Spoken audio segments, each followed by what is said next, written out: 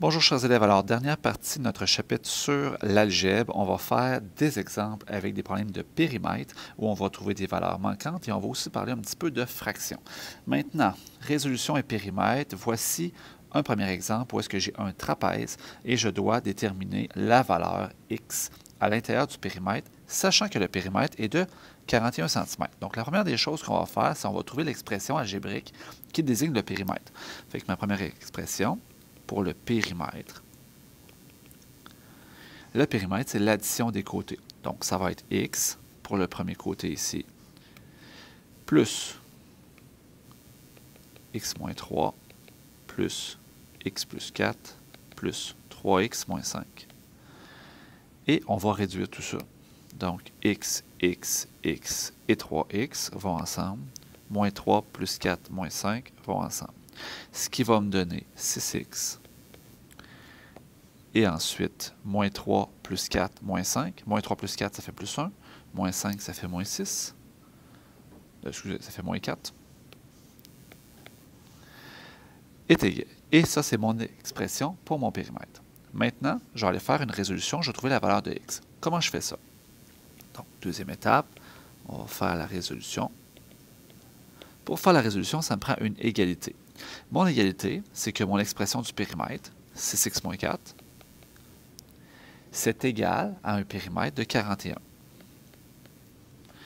Donc, je vais faire ma résolution, je vais trouver la valeur de x. Comment est-ce que je fais pour trouver la valeur de x? Je vais séparer ici. Je vais vérifier si j'ai à réduire. Je n'ai pas à réduire à gauche. Je n'ai certainement pas à réduire à droite. Je vais avec les opérations inverses. Je fais plus 4 de chaque côté, ce qui me donne 6x est égal à 45. Je vais diviser par 6.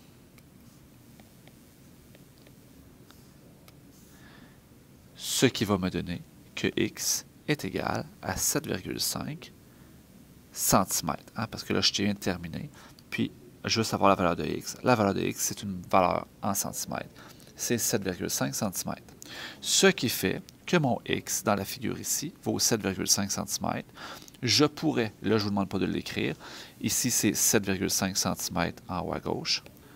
Je pourrais dire que ici, ce serait 4,5 cm, ce serait 7,5 pour le x moins 3. Ici, ce serait 7,5 plus 4, ce qui me ferait 11,5 cm, etc. Je pourrais déterminer les différentes mesures. Soit la figure suivante, dont le périmètre est de 32 cm, détermine la mesure de ses côtés. Alors là, j'ai un rectangle. Donc, première étape, je vais trouver son périmètre.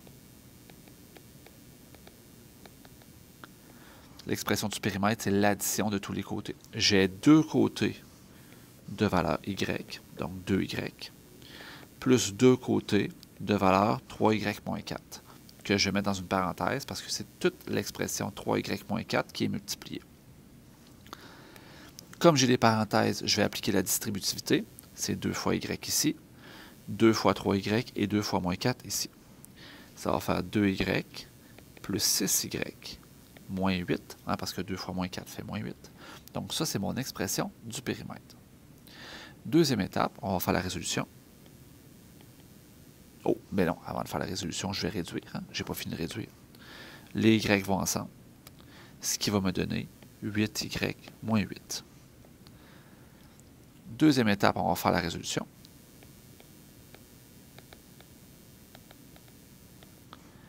Donc, j'ai 8y moins 8. J'ai un périmètre de 32. C'est égal à 32. On résout. Plus 8 de chaque côté. 8y est égal à 40. Divise par 8. Y est égal à 5. Ce sont des centimètres. Maintenant, ce qu'on te demande, c'est les valeurs des côtés. Bien, on le sait que y vaut 5. Donc, ce côté-ci vaut 5 cm. Mais quelle est la valeur de ce côté-là? Donc, une troisième étape. Troisième étape, ça va être le côté 3y moins 4, qui était l'expression. Donc, ce côté-là, 3y moins 4, il vaut quoi? Il vaut 3 fois 5 moins 4. Pourquoi? Parce que le y vaut 5. 3 fois 5, 15, moins 4, ce qui me donne 11 cm. Donc, dans ce cas-ci, je réponds dans une phrase. la hauteur est de 5 cm et la base, c'est-à-dire le côté horizontal, est de 11 cm. Donc, voilà pour nos derniers exemples sur les périmètres. Maintenant, deux petits exemples au niveau des fractions. Quand tu as des fractions avec des dénominateurs différents, ça peut devenir très complexe très rapidement, mais il y a une astuce. OK? Je vais te montrer comment ça fonctionne. On ne va même pas lire ce qui est écrit en haut. Donc, voici une égalité. Là, ce qui est important, c'est que tu as le symbole d'égalité. Avec des x, avec des fractions, on sait que les fractions, tu n'aimes pas bien ça. Donc, première des choses que je vais te suggérer, OK, ça, c'est vraiment appliquer là, une méthode très grosse pour quelque chose qui te... C'est pas le plus efficace, mais c'est ce qui fonctionne toujours. Maintenant, on va se trouver un dénominateur commun pour tout. OK? Donc, je sais que la première opération ici, normalement, ce serait de faire moins un tiers de chaque côté. Après ça, pour faire un sixième moins un tiers, il faudrait que tu trouves un dénominateur commun. Donc, là, je te simplifie la vie parce que les fractions, ça en insécurise plus d'un.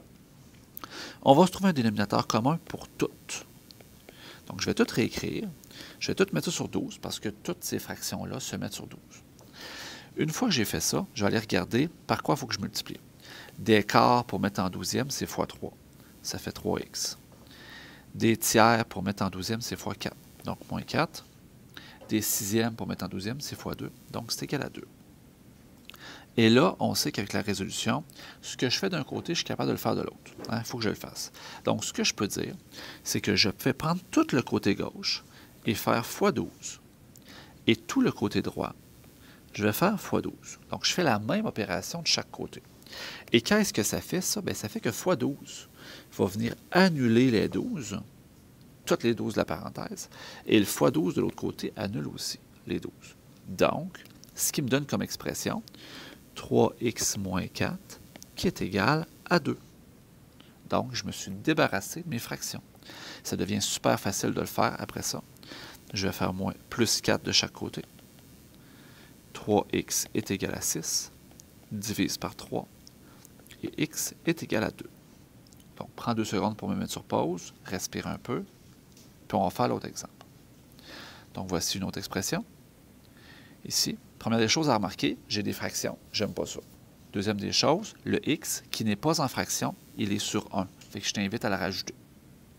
Une fois que tu as ça, tu te trouves un dénominateur commun. Le dénominateur commun, ce n'est pas nécessairement de tout multiplier. Moi, mon truc pour trouver les dénominateurs communs, je prends le plus gros dénominateur, puis je regarde ses multiples, puis je regarde si ça fonctionne avec les autres. 9 ne fonctionne pas avec 6, mais 9 fois 2, ça fait 18, et 18 fonctionne avec 6 et avec 3.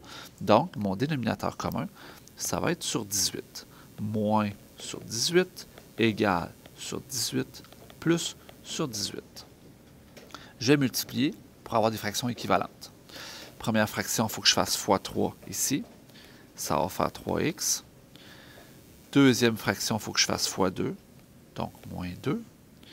Troisième fraction avec les x, il faut que je fasse x 18, ça va être 18x.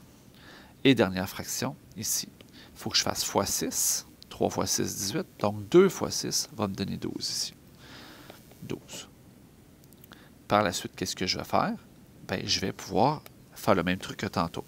Ici, je vais faire x 18. De l'autre côté, je vais faire x 18. Je fais multiplication par 18 de toute l'expression. Ça vient annuler toutes les 18. Ce qui va te donner 3x moins 2 est égal à 18x plus 12. Et là, on va résoudre. Je te rappelle, on enlève les x du côté où il y en a le moins. Moins 3x. Il va rester moins 2 est égal à 15x plus 12. Je vais faire moins 12. Ce qui va me faire moins 14 est égal à 15x. Et je vais diviser par 15. Donc, x vaut moins 14 15e. Puis c'est ma réponse finale. C'est une très bonne réponse. Fin des notes de cours pour ce chapitre.